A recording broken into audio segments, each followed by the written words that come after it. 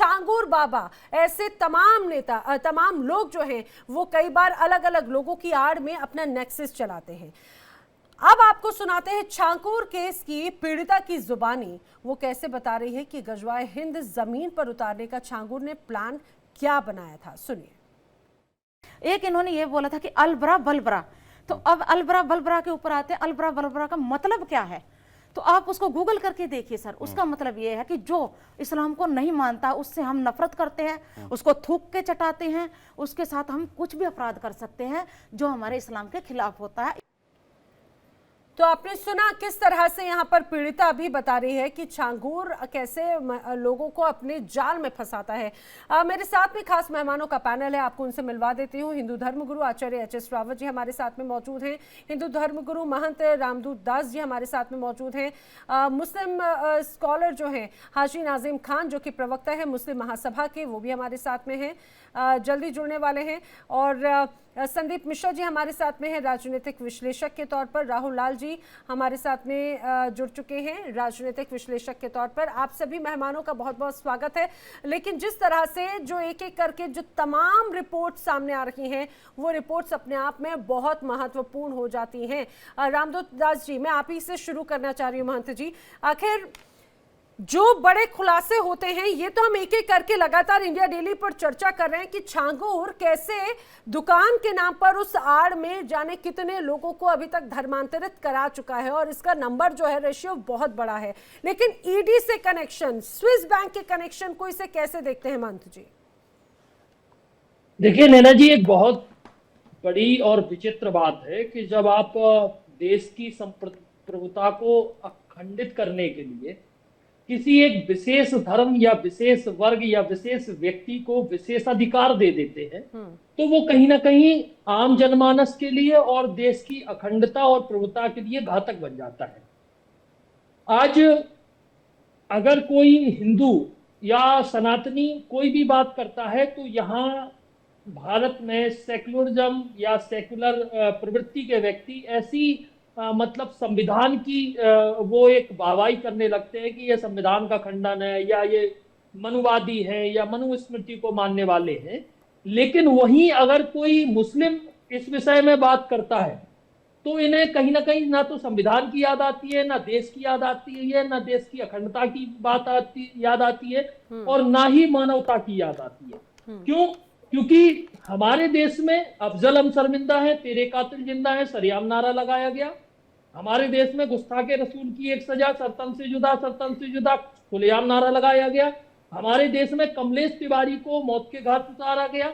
हमारे देश में कन्हैया लाल साहू को गला रेत कर उसका बाकायदा वीडियो बनाकर पब्लिश करने के बावजूद भी यहाँ कुछ सेकुलर कहते हैं कि एक धर्म विशेष के साथ और जाति विशेष के साथ द्वेष रखा जा रहा है।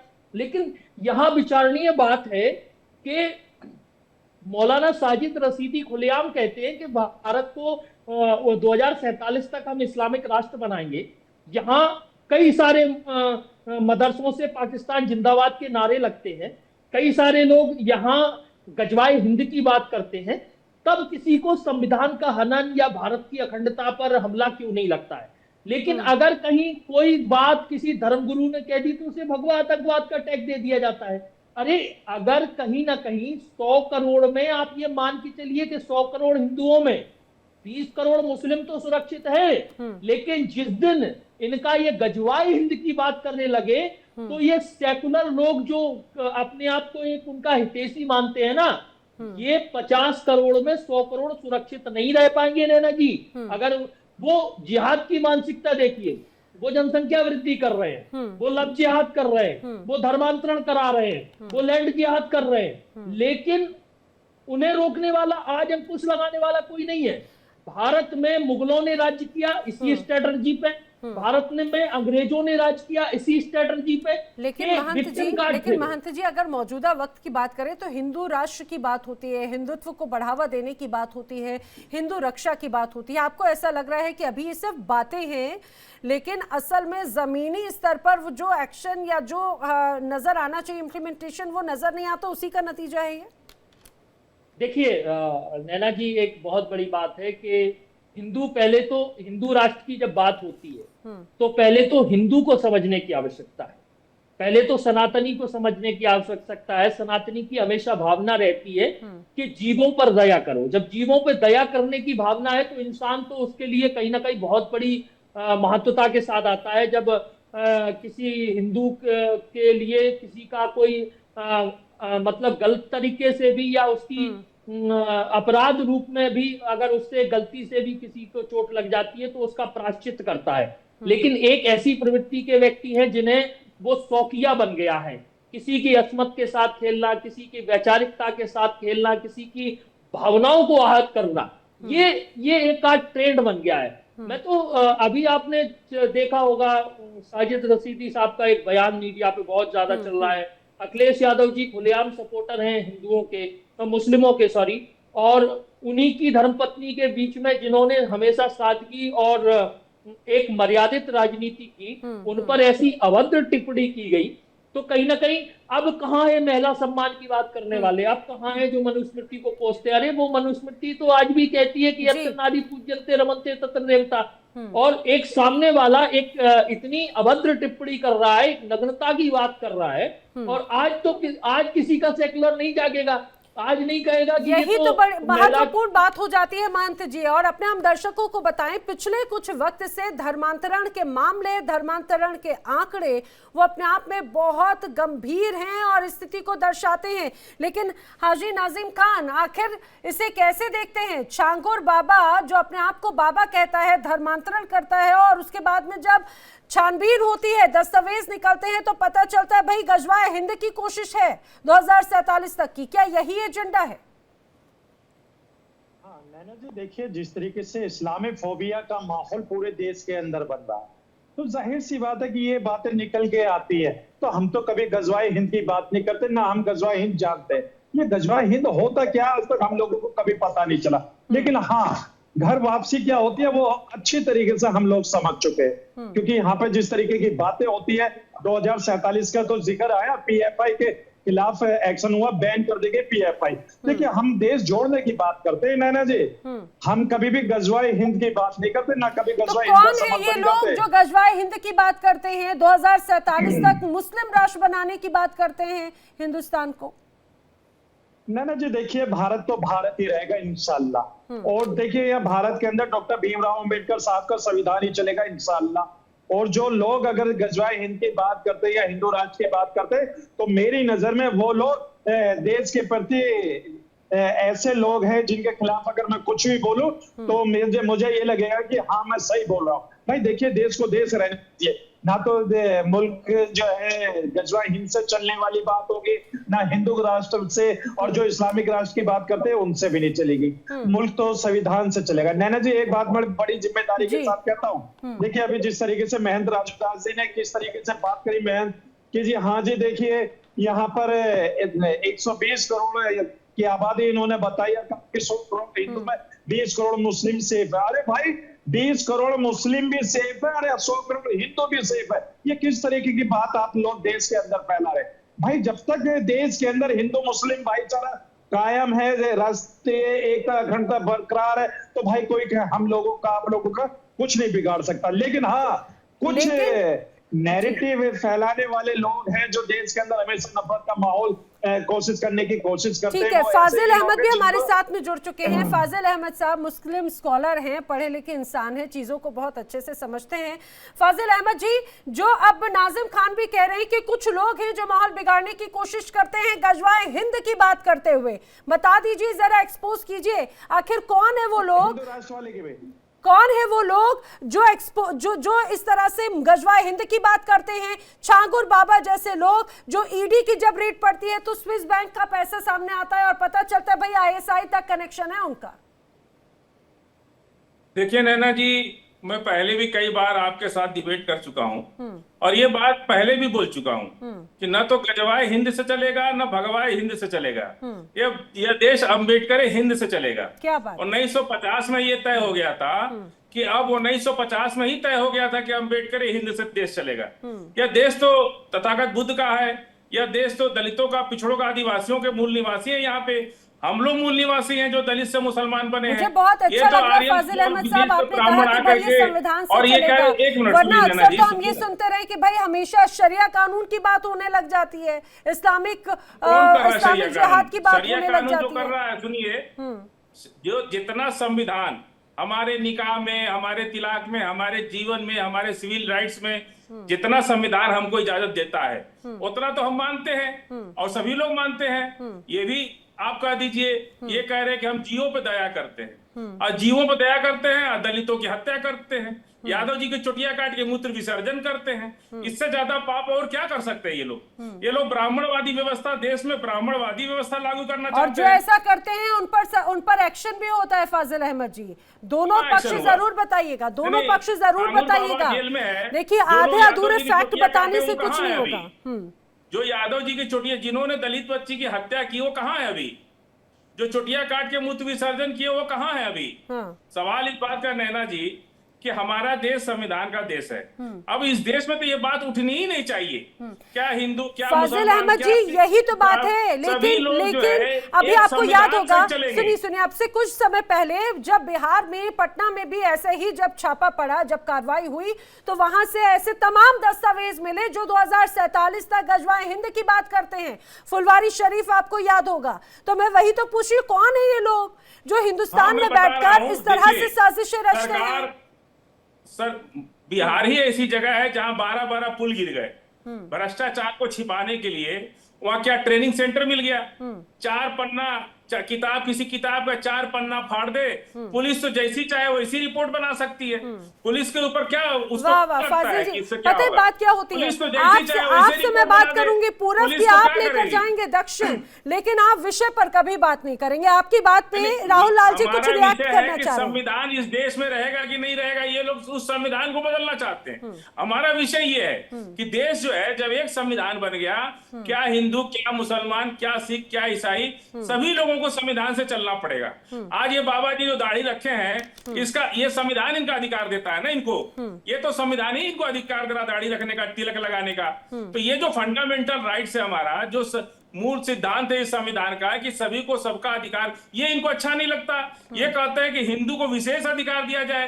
अरे भाई, क्या विशेष अधिकार चाहते हैं? जिस तरह से जयपुर में दलित बच्ची की हत्या कर दिया पानी पीने के लिए, आदिवासी के ऊपर पेशाब कर दिया, यही अधिकार चाहते हैं ये कि जिसका चाहे उसकी हत्या कर दे, दलितों की हत्या कर दे, पिछड़ों की हत्या कर दे। फाजिल अहमद जी प्लीज, उल जुलूल बेतर्क की बातें, बिना सिर पैर की बातें बिल्कुल नहीं, बिना सिर पैर की बातें बिल्कुल नहीं, आंकड़ों के साथ में, फैक्ट के साथ में बात होगी। राहुल लाल जी आपकी बात पे रिएक्ट करें। राहुल लाल जी। ना, मैं तो खाली ये कह रहा हूँ कि बिहार में जो पुल गिरे थे, फाजिल साहब, 4 ही पुल नहीं गिरे हैं बिहार में, पुल गिरे 55 से ज्यादा पुल गिर गए हैं बिहार में। तो मैं बस खाली संख्या सुधारना चाह रहा था कि 4 नहीं, वो 55 है। देखिए, मुझे दुख किस चीज का है नैना जी, कि माननीय प्रधानमंत्री जी जब 2014 में आए थे, तो उन्होंने वादा किया था कि स्विस बैंकों में बहुत भारतीय पैसा जमा है, बहुत पैसा जमा है, वहां से भारतीय पैसा को भारत वापस लाना है, ब्लैक मनी भारत वापस लाना है, काला धन वापस लाना है। बिल्कुल, हाँ, काला धन वापस लाना है नैना जी, वो बहुत जोर शोर से नारा चल रहा था।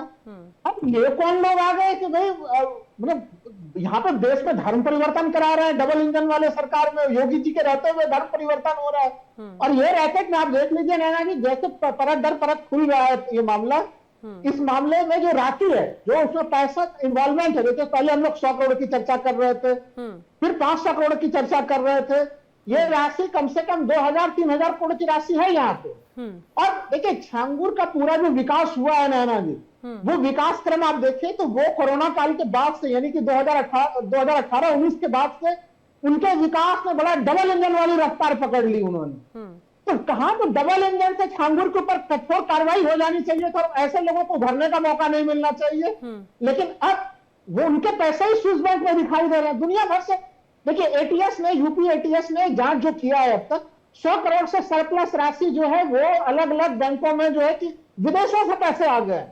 और अब तो देखिए ये खुलासे हो रहे हैं कि आईएसआई के पैसे भी आ रहे हैं। तो देखिए, मेरा सवाल ये है, मैं एज ए पत्रकार, एज ए राजनीतिक विश्लेषक क्यों ना शक करूं कि इनके पीछे कौन लोग शामिल है, कौन इनको समर्थन देने वाले हैं। आपको याद होगा पठानकोट का जब हमला हुआ था, आतंकवादी हमला, उसके बाद आईएसआई के लोगों को जो है कि भारत में प्रवेश दे दिया गया था उस समय। तो ये इतना बड़ा सा चीज, आपको क्या लगता है कि ये हम लोग सामान्य रूप से एक सामान्य व्यक्ति के खाते में 5 से 10 लाख रुपया आ जाएगा तो उसका इनकम टैक्स का नोटिस आ जाता है नैना जी। ये सैकड़ों करोड़ में ट्रांजेक्शन हो रहे हैं, इनके बारे में बिल्कुल। आखिर इनके बारे में कानो कान क्या जू नहीं रेखती, या फिर आंखें बंद कर ली जाती हैं, या फिर ध्यान नहीं दिया जाता, या फिर वो तवज्जो में ही नहीं है? अपने आप में ही कई ऐसे अलग अलग सवाल हैं। लेकिन एच.एस. रावत जी का मैं रुख करूं उसके पहले एक आंकड़ा अपने दर्शकों को मैं जरूर बताऊं। छांगुर बाबा जैसे ढोंगी जो होते हैं, जो लोगों को बहलाते फुसलाते हैं, आखिर उनके टारगेट पर कौन लोग होते हैं? उनके टारगेट पर होते हैं आम व्यक्ति, मासूम व्यक्ति, खासतौर से लड़कियां, युवतियां, महिलाएं, और ये मान के चलिए सबसे ज्यादा मिडिल क्लास। एक रिपोर्ट सामने आई है, बताया जाता है कि कई लोग अलग अलग वजहों से ऐसे बाबा की शरण में आते हैं जैसे छांगुर बाबा।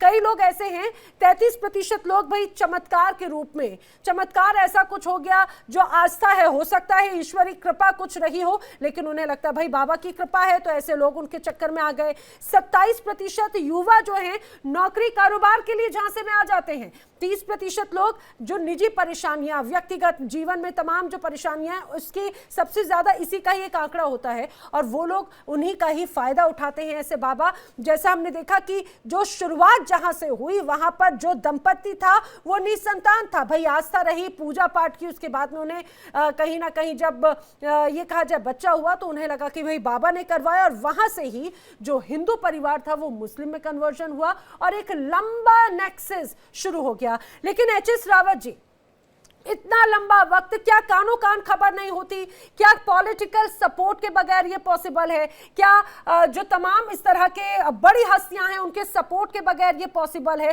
क्योंकि अगर विदेशी कनेक्शन, स्विस बैंक में कनेक्शन, आईएसआई से कनेक्शन, एक एक करके जो बड़ी बातें सामने आई, क्या इतना आसान होता है ये? देखिए, आसान तो नहीं है, लेकिन जो चोर चोरी करता है ना, वो बड़े सात्रपने से करता है। कोई भी चोर हो तो जो जितने भी ये लोग हैं, आप मस्जिदों में कैमरे लगवा दो सब जगह और उनको लाइव करवा दो, 50% चोरी रुक जाएगी, 50% जिहाद रुक जाएगी, 50% जो है जो भड़काऊ भाषण चलते हैं ना, उजुल फुजुल की बातें होती हैं मस्जिदों से, वो रोकी जा सकती हैं। क्योंकि अभी ये कैमरे दिखा रहे हैं, इन कैमरों का कोई फायदा नहीं है। कारण ये है कि जब तक आप इनको सुनोगे नहीं तो आपकी आंखें खुलेंगी। और हिंदुस्तान परेशान नहीं है जांगुर जैसे लोगों से। आज अमेरिका की हालत ये हो रही है कि वहां की सड़कों पर वहां की पुलिस को पीटा जा रहा है। जर्मनी के अंदर वो हालत हो रही है कि वहां सड़क के ऊपर नमाज अदा की जा रही है। इनसे पूरा की पूरा यूरोप, अमेरिका सारा की सारा दुखी है। जहां ये मेजोरिटी में हो जाते हैं वहां इनकी आसमानी जो किताब है ना वो इम्प्लीमेंट होनी शुरू हो जाती है। आप फ्रांस के अंदर देख लीजिए, लंदन के अंदर आज मैं एक रिपोर्ट पढ़ रहा था, 11,000 अरबपति लोग लंदन को छोड़ के बाहर शिफ्ट हो रहे हैं, सिर्फ इनकी वजह से, जिहादियों की वजह से। ये पूरे वर्ल्ड का आंकड़ा चल रहा है जगह जगह। चाइना जैसे कंट्री की आवश्यकता है इंडिया के अंदर को बराबर करने की जरूरत है। नो टोपी, नो दाढ़ी, सब कुछ बराबर, और कोई मस्जिद नहीं, कोई सड़क पे नमाज अदा नहीं। वहां ये चू नहीं कर सकते, उनको पता है कि उनके टैंक लग जाएंगे, उनकी गोली चल जाएंगी। तो यहां पर क्या इनको सपोर्ट मिलती है? यहां पर इनको बड़े बड़े जो अधिकारी हैं, जो मुस्लिम अधिकारी हैं, उनकी सपोर्ट मिलती है, इनको नेताओं की सपोर्ट मिलती है। सब एक मिले हुए हैं, चाहे ऊपर से लेके नीचे तक संविधान की कसम खा करके भी वो लोग वही करेंगे जो मस्जिद के अंदर होगा। लेकिन आचार्य एच.एस. रावत जी, ये तो कहा जाए कि ये तो एक साइलेंट वॉर के तौर पर नजर आ रहा है। 2047 आप ये समझिए जरा कि एक तरफ हिंदुस्तान जो है वो चांद पे जाने की बात करता है, एक तरफ हिंदुस्तान जो है मेट्रो बनाने की बात करता है, शिक्षा में आगे बढ़ने की बात करता है, आर्टिफिशियल इंटेलिजेंस की बात करता है, लेकिन अभी भी कुछ लोगों को बहला फुसलाकर अपनी छोटी मानसिकता दिखाते हुए देश में नफरत को फैलाने की कोशिश करते हैं। उसी का एक नतीजा है छांगुर बाबा जैसा ये पूरा नेक्सस। लेकिन जिस तरह से अभी स्थिति है, संदीप मिश्रा जी, आप जरा मुझे समझाने की कोशिश कीजिए, क्या ये साइलेंट वॉर की तरह एक स्थिति नजर आती है? 2047 का जो इनका प्लान वो बहुत एक अलग अलग लेवल पर नजर आ रहा है, क्योंकि छांगुर बाबा सिर्फ एक नहीं, ऐसे कई और नेक्सस होल्डर्स हैं जो साफ तौर से नजर आता है, जिनका पैसा या फिर उन्हें फंडिंग बाहर से हो रही है। नैना जी, मैं ईश्वर का धन्यवाद करूंगा कि उत्तर प्रदेश की जनता ने योगी आदित्यनाथ जैसे दूरदर्शी मुख्यमंत्री को जो है सत्ता में मौका दिए। योगी आदित्यनाथ जी का पूरा जीवन ही जिहादी ताकतों से लड़ते हुए बीता है। और अभी आपने सुना होगा कुछ दिनों पहले नेपाल बॉर्डर से सटी हुई मस्जिदों को जो है उन्होंने बुलडोजर से लगवा के गिरवाया है। तो यह सब चीजें वो समझ रहे हैं कि कहाँ क्या हो रहा है, उस पर उनकी सब जगह निगाह है। लेकिन चूक कहाँ हुई, दो घटनाएं हुई हैं जो उनके कार्य से प्रश्न चिन्ह लगाती हैं। और प्रश्न चिन्ह क्यों लगता है? क्योंकि ब्यूरोक्रेसी और पुलिस प्रशासन, ये दोनों में कुछ लोग ऐसे थे जिन्होंने इन सब चीजों की जानकारी होने के बावजूद भी कोई कठोर कदम नहीं उठाया और 7 साल तक इस बात की भनक तक नहीं लगी किसी को। आखिर एक आर्म फैक्ट्री अगर लखनऊ में चल रही है, मलिहाबाद में, अगर छांगुर जैसे लोगों का इतना बड़ा घर बन रहा है, तो उसके पीछे आखिर हमारी एलआईयू की टीम के लोगों ने क्या किया? एलआईयू के उन सभी लोगों को तुरंत बर्खास्त किया जाना चाहिए। मेरा ऐसा रिक्वेस्ट है योगी आदित्यनाथ प्रशासन से। दूसरी बात मैं कहूं कि जो लोग बात कर रहे हैं संविधान की, संविधान एक धर्म विशेष के लिए लागू होता है, दूसरे धर्म विशेष के लिए लागू नहीं होता है। क्यों? क्योंकि यहाँ पर बैठे हुए सभी लोगों ने बता दिया कि भाई अगर कहीं सर तन से जुदा नारा लगेंगे उसके खिलाफ कहीं कोई कार्रवाई नहीं होगी। लेकिन हमारे कांवड़ पे ज्ञान बहुत ज्यादा दिया जाएगा। कांवड़ पे ज्ञान इसलिए दिया जाएगा कि भाई हम संगठित होकर के शक्तिशाली बनने का प्रयास कर रहे हैं, या हमारा युवा भी अपने शरीर पर ध्यान दे रहा है, स्वास्थ्य पर ध्यान दे रहा है। तो इन सब चीजों से जो है, जो एक गजवाए हिंद की तैयारी है, उसको कहीं न कहीं एक टक्कर मिल रही है कि भाई अगर मुस्लिम छात्र जो है, स्टूडेंट जो है, शरीर सौष्ठव पे ध्यान दे रहे हैं, अपने स्वास्थ्य पे ध्यान दे रहे हैं, लेकिन हमारा हिंदू युवा जो है दिन भर एक ही ज्ञान हो पा रहा है कि हमें पढ़ना है और नौकरी करनी है। ये जो पढ़ना है और नौकरी करने की बीमारी है ना, इसी से कहीं न कहीं जो गजवाए हिंद की तैयारी है उसको जो है ताकत मिलती है। हमारे पढ़ाई करने से भाई अगर आप पढ़ाई नहीं, आप सुनिए मेरी पूरी बात को, दूसरे डायरेक्शन में मत ले जाइए। पढ़ाई करिए लेकिन आप कांवड़ भी उठाइए, आप धर्म के लिए भी समय निकालिए, आप संगठित होकर के समाज में 10 लोग इकट्ठा हो रहे हैं तो वहां सारा ज्ञान ट्विटर पे और फेसबुक पे नहीं होना चाहिए। आपको जमीनी हकीकत के लिए भी हफ्ते में एक दिन मंदिर में जाइए, जहां 10-15 युवाओं से मिलिए, जिससे कल को जरूरत पड़ने पर आपको 100 नंबर लगाने की जरूरत न हो। ये पाठ कोई आपको स्कूल में थोड़ी मिलेगा, ये पाठ आपको कोई और व्यक्ति थोड़ी देगा। ये तो आपके घर से शुरुआत होती है। या आखिर ऐसे कौन लोग हो जाते हैं जो मानसिकता को एक तरह से आपको और शार्प करते हैं? राहुल लाल जी कुछ रिएक्ट कर रहे हो, आपकी बात सुनती हूँ, फिर मैं नाजिम खान जी का रुख करूंगी, वो भी कुछ कहना चाह रहे हैं। राहुल जी। मैं बहुत संक्षेप में कुछ टिप्पणी करूंगा। कह रहे हैं कि पढ़ाई करने से परेशानी हो रही है। अरे ऐसे ही 27,000 स्कूल तो नैना जी उत्तर प्रदेश में बंद हो रहे हैं ना, और स्कूलों को बंद करके क्या हम लोग नए छांगुर और नए जो है कि धर्मगुरुओं जो जिनके पाखंड में लोग फंस जाए उनके जाल में जनता को फेंकना चाहते हैं। हमें तो लग रहा है कि यहाँ पे चर्चा होनी चाहिए कि साइंटिफिक टेम्परामेंट का विकास कैसे हो। इस प्रकार के लोग अब ये कह रहे हैं कि एलआईयू की गड़बड़ी है, तमाम चीजों की गड़बड़ी मान रहे हैं। अरे संदीप जी, यहाँ पे तो तमाम जो याचिका करता था उन लोगों ने बताया कि वो वहां का स्थानीय विधायक, स्थानीय सांसद, भारतीय जनता पार्टी के तमाम लोगों को अलग अलग मुख्यमंत्री पोर्टल तक पे हर जगह शिकायत करते हुए रहे। यानी जानकारी भी बहुत कुछ सत्ता तंत्र के लोगों को भी थी, ब्यूरोक्रेसी के अतिरिक्त भी, फिर भी लोग कान में तेल डाल के सोए हुए थे। तो ये ऐसी चीज है, हमें लग रहा है कि नैना जी छांगुर के ऊपर जितना हमला होना चाहिए वो हमला तो हो नहीं रहा है। हमला हो रहा है इस्लाम के ऊपर। अभी यहाँ पे नए तर्क दे दिए जा रहे हैं। राहुल लाल जी, हमला तो बल्कि ऐसी स्थिति पे होना चाहिए कि भाई आखिर ये कौन लोग हैं? आपकी बात पे महंत जी हंस रहे हैं। मैंने एक लाइन में कहूंगा, अभी रावत जी कह रहे कि चीन की व्यवस्था ले आनी चाहिए, ना टोपी ना कुछ। अरे भाई रावत जी, जो ड्रेस आप भगवा ड्रेस पहने हुए ना, चीन वाले व्यवस्था में वो भी पहनने की अनुमति नहीं रहेगी। हम लोग क्या धर्म बनाना चाह रहे हैं? हम भारतीय संविधान इतना शानदार है, हमारे यहाँ पे देखिए 2 भाई बैठे हुए, वो अपने धर्म का पालन कर रहे हैं, आप लोग अपने धर्म का पालन कर रहे हैं। यही तो होना चाहिए जो धर्मनिरपेक्षता है हमारे संविधान की नींव। मुख्य चीज ये है कि 2000 मैं किस डंके के चोट पे कहता हूँ नैना जी, लेकिन राहुल लाल जी क्या जी बोलिए 2047 तो क्या 3000 5047 तक में भी कभी भी ना तो यहाँ पे गजवाए हिंद होगा ना भगवाए हिंद होगा। यहाँ पे हमेशा यह अम्बेडकर का संविधान है, मजबूती के साथ टिका हुआ है और आगे भी टिका हुआ रहेगा। लेकिन हमें दुख इस चीज का है जब इस प्रकार के बयान दे दिए जाते हैं।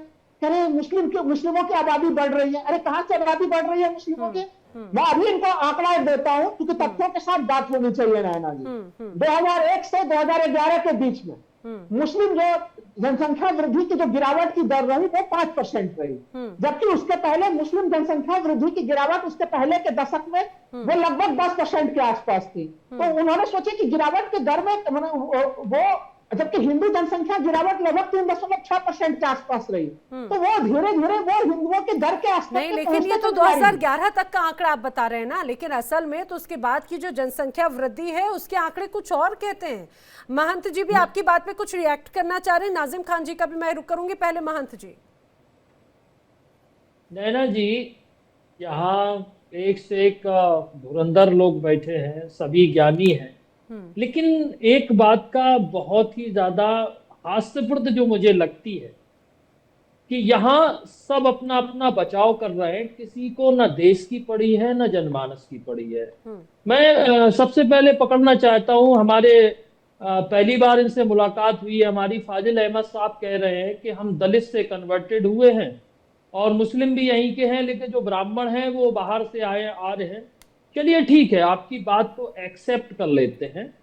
तो फिर जो हिंदू धर्म ग्रंथ जो प्रमाण देते हैं ब्राह्मणों के या ब्राह्मणों के बारे में, तो शायद है कि उसको ऑक्सफोर्ड जैसी और बाहर की यूनिवर्सिटियों को रामचरितमानस या गीता नहीं पढ़ानी चाहिए, या हो सकता है वो आप जितने मतलब बुद्धिजीवी ना हो जो उन्होंने भारत के इस कल्चर को एक्सेप्ट किया है। दूसरी बात, आपने कहा कि आप जो बैठे हैं दाढ़ी रखाए तिलक लगाए ये संविधान ने अधिकार दिया, तो प्रभु हमारा हजारों साल का साधुओं का ये बेस रहा है, कोई 72 साल से ये बेस नहीं अपनाया है। ये अधिकार हमारे सनातन ने हमें बहुत पहले से दिया है, और जब आप अपने 1500 साल की हिम्मत भरते हैं तो हम भी कहीं ना कहीं अपने हजारों साल के इतिहास का एक प्रमाण देते हैं, और हमें उस पर गर्व है कि हमें ये संविधान ने अधिकार नहीं दिया, ये अधिकार हमारे सनातन ने दिया और इसका गर्व है। स्क्रीन पे लाइए। अगर दूसरी चीज है, मैं जितना पढ़ सकता हूँ कि संविधान के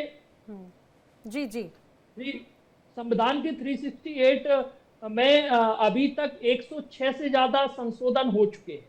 अगर संविधान पूर्ण रूप से इतना सुदृढ़ और सटीक होता तो मुझे नहीं लगता था 106 संशोधनों की आवश्यकता है। लेकिन महंत जी जिस धर्मांतरण की हम बात कर रहे हैं, छांगुर बाबा जैसे लोग जो उत्तर प्रदेश से आते हैं, वहां पर तो बाकायदा इस चीज को लेकर कानून है। बाकायदा अगर मजहबी कट्टरता के खिलाफ ठोस कदम उठाने की बात जब कही जाती है तो ऐसे चीजों को लेकर बाकायदा कानून है, लेकिन इसके बावजूद UP provision of unlawful conversion of religion act 2021 उसमें बाकायदा इस बात का जिक्र है कि अगर किसी का धर्मांतरण या लव जिहाद जैसे मामले आएंगे जबरदस्ती वाले तो उस पर एक्शन होगा। हाजी नाजिम खान जी। हाँ नैना जी, देखिए सबसे पहले तो मैं एक चीज बार बार कहना चाहता हूँ। नैना जी देखिए, मुझे झंगूर बाबा बार बार जिक्र आता है तो मुझे आपत्ति है झंगूर के आगे बाबा का जिक्र ना करें। और दूसरी बात, यहाँ पे बेटियों की सुरक्षा की बात होती है। हम तो कहते हैं कि बेटी हिंदू की हो या मुस्लिम की हो, बेटी सुरक्षित होनी चाहिए। हमने तो इसी देश के अंदर ये देखा कि बेटियों के बलात्कार के सम्मान में तिरंगा यात्राएं निकाली जाती है। तो हम तो इसी देश के अंदर देख रहे हैं, अपने भारत के अंदर, कि बेटियों की सुरक्षा की जहां होनी चाहिए वहां पर उनके जो बलात्कार हैं उनके आन बान शान में तिरंगा यात्राएं निकाली जा रही है। भाई ये क्या चल रहा है देश के अंदर। और रही बात यहाँ पर, जिस तरीके की बात यहाँ पर करी जा रही है, भाई हम ये कहते हैं कि आप एक झंगोर के ऊपर पूरे मुस्लिम कम्युनिटी को टारगेट कर रहे हैं। आपने गजवाए हिंद की बात कर दी और यहाँ पर देखो भगवाए हिंद की भी बात कर दी। फाजिल साहब ने कहा बिल्कुल सही कहा कि ये ना गजवा हिंद से चलेगा ना भगवा हिंद से चलेगा। भाई मुल्क जो चलेगा डॉक्टर भीमराव अंबेडकर साहब के संविधान से चलेगा और ये चलता आएगा। और दूसरी बात देखो, चाइना का एक्सप्लेन करा जा रहा है। भाई चाइना के अंदर जनसंख्या बहुत ज्यादा है, फिर भी वो मुल्क बहुत आगे है। भाई भारत की जनसंख्या को भी देख लो, फिर भी भारत आज तक पीछे, क्योंकि यहाँ पे कट्टरता फैलाने वाले लोग ऐसे हैं कि हमेशा कट्टर से मुल्क चलाना चाहते हैं, लेकिन जहाँ पे भी कट्टरता हुई है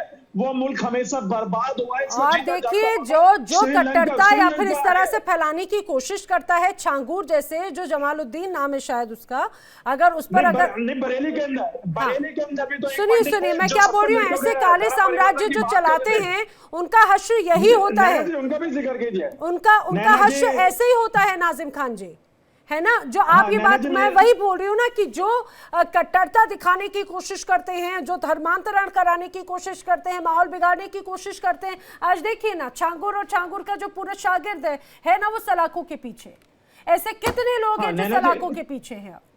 हाँ नैना जी देखिए, अभी आपने झंगूर की बात करी, और वो जो पीड़ित बेटियां हैं जो बार बार हर टीवी चैनल पर हमसे आपको छांगूर का नाम पसंद नहीं है तो जमालुद्दीन बोल लीजिए सर, नाजिम खान जी। छांगुर बाबा का नाम है जमालुद्दीन। हाँ देखिए नैना जी, उत्तर प्रदेश के मुख्यमंत्री योगी जी ने उसको नाम दिया जल्लाद। तो देखिए, हम तो जल्लाद भी वो कह देंगे।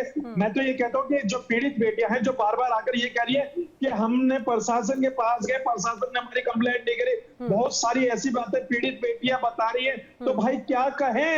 अब उत्तर प्रदेश तो देखिए बड़ा हमारे योगी जी का है, और देखिए हम सम्मान करते हैं योगी जी जिस तरीके से वहां पर कार्रवाई कर रहे हैं, काबिले तारीफ है। लेकिन बेटियों ने जिस तरीके से प्रशासन पे उंगलियां उठाई है, तो कहीं ना कहीं महंत जी आपकी बात पे कुछ रिएक्ट कर रहे हैं महंत जी, फिर मैं रावत जी का रुख करती हूँ। महंत जी। नैना जी, मुझे कई बार एक बात समझ में नहीं आती और मैं आज बड़े शिद्दत के साथ क्लियर करना चाहता हूँ नाजिम खान साहब से और हमारे सहयोगी फाजिल अहमद साहब से, कि जब भी कोई, चाहे वो लव जिहाद की बात हो, लैंड जिहाद की बात हो, या किसी भी तरीके से कोई मुस्लिम का नाम जुड़ता है, तो सबसे पहला हमला होता है प्रश्न पे कि ये हिंदू भी कर रहा है, ऐसा हिंदुओं में भी होता है।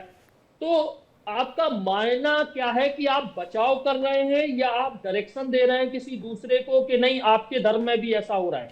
चलिए, हिंदू अगर कर रहा है तो कभी भी किसी भी हिंदू ने अगर उसका खुल के सपोर्ट किया हो, तो कोई भी धर्मगुरु ने अगर सपोर्ट किया हो तो वो एक वीडियो मुझे दिखा दीजिएगा।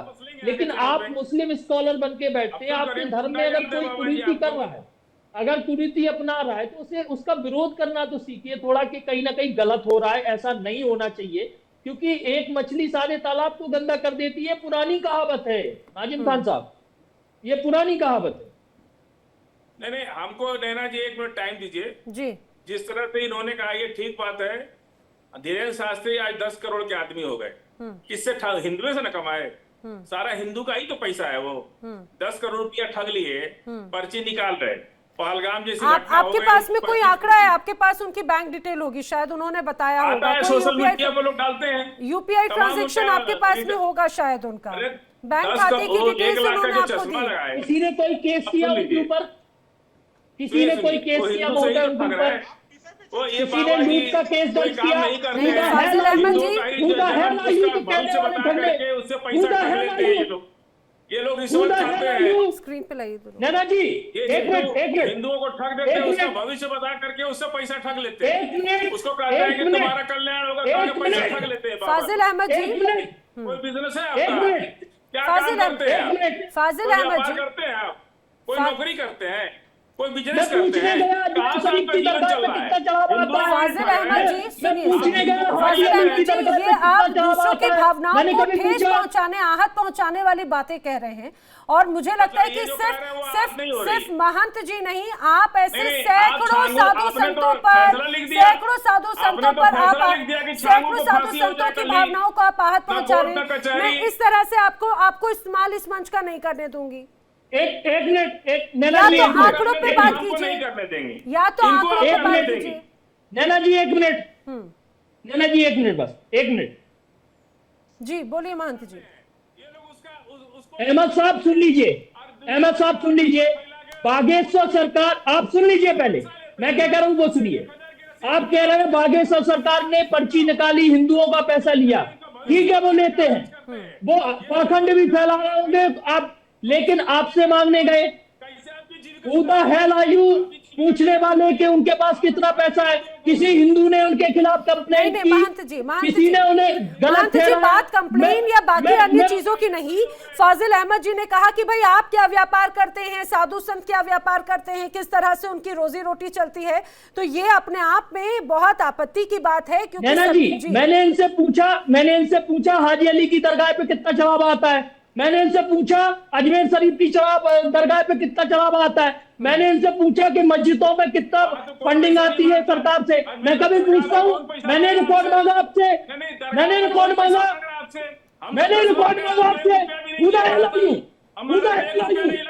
पूछने वाले? हम 10 बार जा चुके, हाजी अली पे गए, वहां कौन होते हैं आप पूछने वाले? निजामुद्दीन औलिया में गए, अपना घर संभालिए, पहले अपना घर संभालिए। जो जिहादियों को फंडिंग हो रही है धर्मांतरण के नाम पे 20-20 लाख रुपए जो दिए जा रहे हैं जिहादियों को, अपना घर संभालिए, अपना घर संभालिए और कायदे में रहिए, कायदे में रहिए, अपना घर संभालिए। फाजिल अहमद जी और महंत जी, ठीक है। गाड़ी से घूम रही है लोग। देखिए, किसी को व्यक्तिगत चीजों पे बोलने का ये मंच नहीं है फाजिल अहमद जी।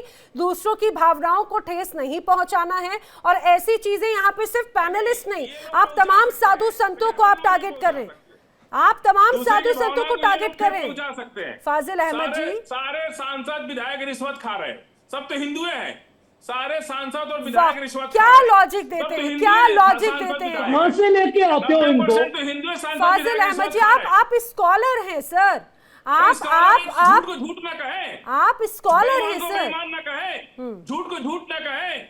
कैसे कहा राहुल लाल जी ने कि 64 पुल गिर गया, किसकी वजह से गिर गया? हिंदू सांसद विधायक जेई इंजीनियर सब हिंदू है वहां पे, केवल हिंदू सांसद विधायक, पुल 64 पुल कैसे केवल हिंदू सांसद विधायक, इनकी कम्युनिटी को टारगेट क्यों किया जाता है? फाजिल अहमद जी, आप तो ऐसी बात कह रहे हैं, संसद में क्या कोई मुस्लिम सांसद नहीं है? क्या फिर प्रशासनिक टीम में कोई मुस्लिम अधिकारी नहीं? क्या लॉजिक देते हैं?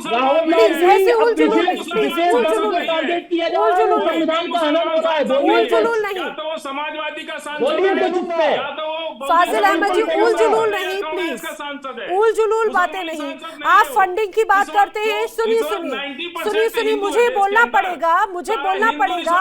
आप अगर एक तरफ अगर बात करते हैं ऐसे तमाम जो धर्म गुरु या फिर बाबाओं को लेकर, अगर उनके पास में पैसा आता है तो आप देखिए कितने अस्पताल या कितने लोगों के निःशुल्क जो हैं इलाज कराए जाते हैं, और आपके यहाँ क्या हो रहा है अभी?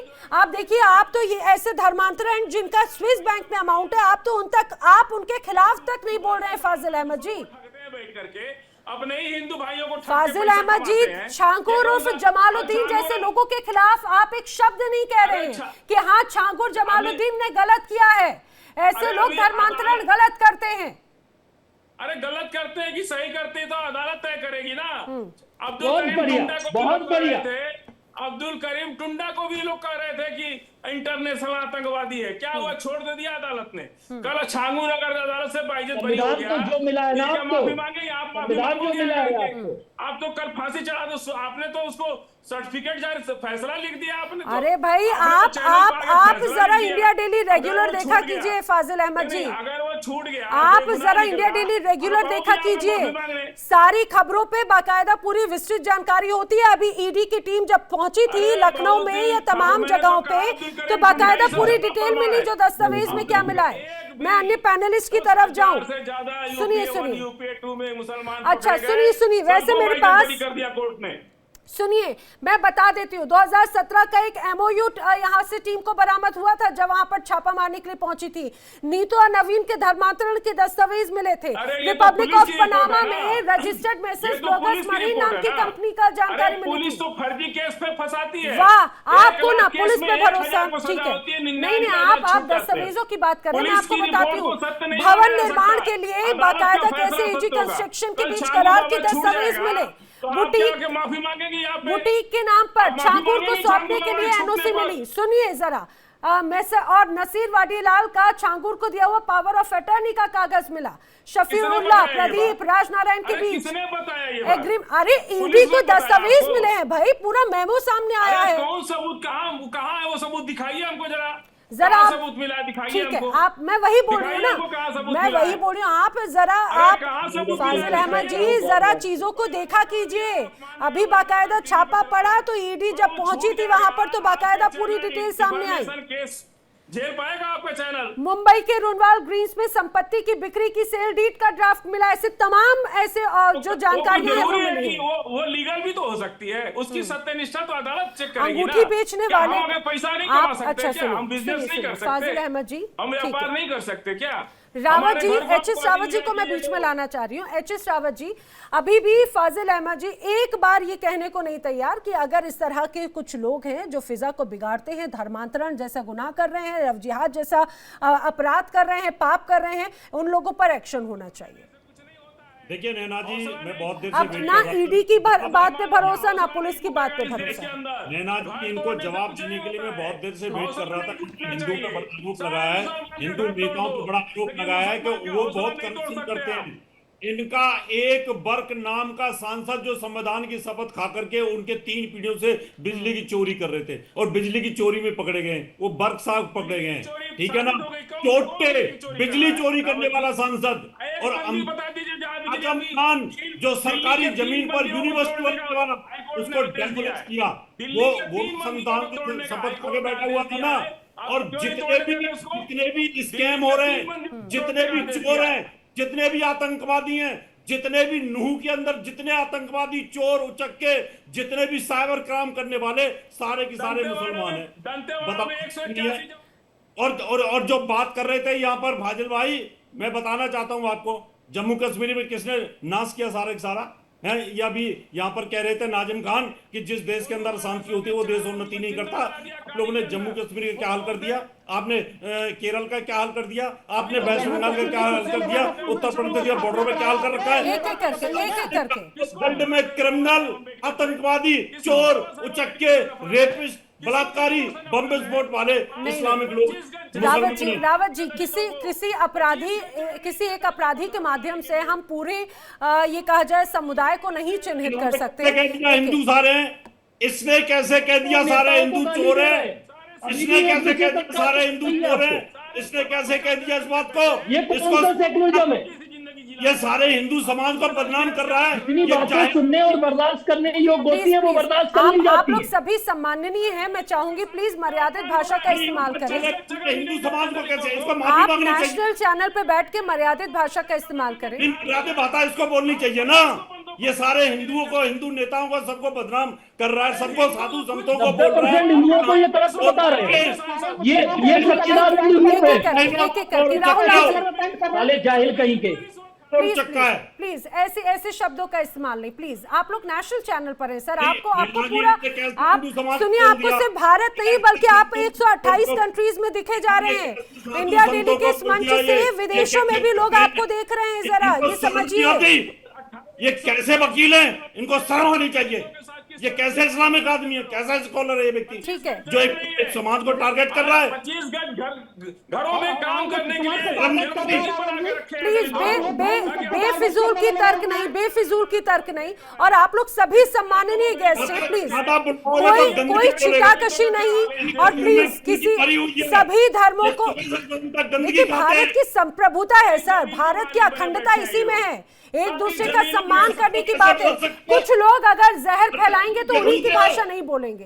एच.एस. रावत जी, मैं पढ़ाता हूँ, मैं किताब लिखता हूँ, मैं किताब बेचता हूँ, मैं लोगों को एजुकेशन देता हूँ, पढ़ाता हूँ। आप अकेले पढ़ाने वाले नहीं हो, भारत में 140 करोड़ की आबादी है, आप अकेले बुद्धिजीवी नहीं है यहाँ पे। तो आपको पढ़ाने का घमंड है, आप ही अकेले पढ़ाने वाले नहीं, आप ही अकेले किताब लिखने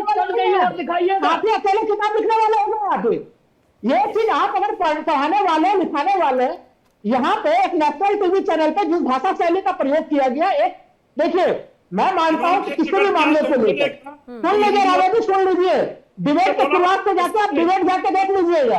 आप छांगूर के कृतियों के ऊपर हमला कम कर रहे हैं और इस्लाम के ऊपर हमले ज्यादा करने में लगे हुए हैं।